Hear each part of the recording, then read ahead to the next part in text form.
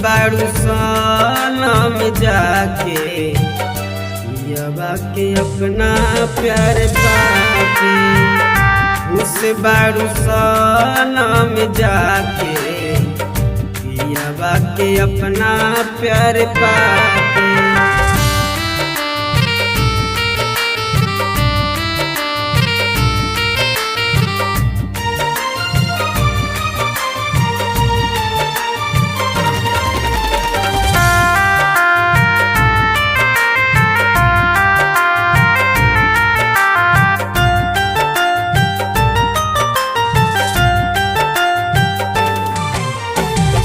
एक क्षण में भूला गइलू जान हो, जिंदगी के हमारा कइलू बेजान हो।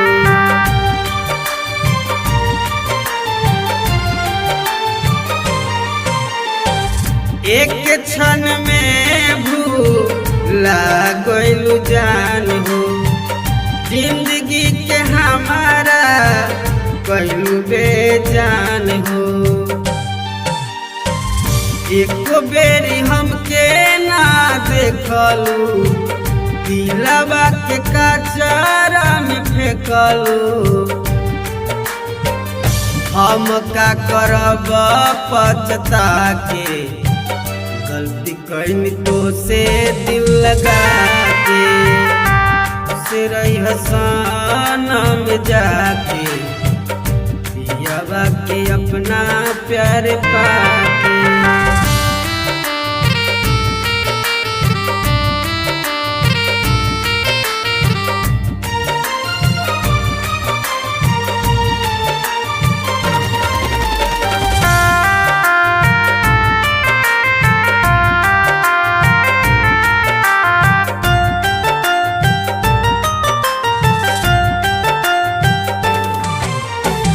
याद नहीं आइल तोहरा पहिले के बतिया, संग ही में कटत रहे दिन और रतिया।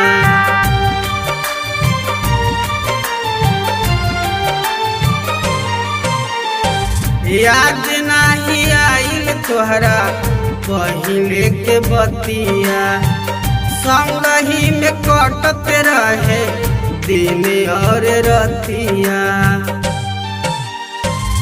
चिंटू के दिल से भुला जा, कहब न फिरे कब आजा।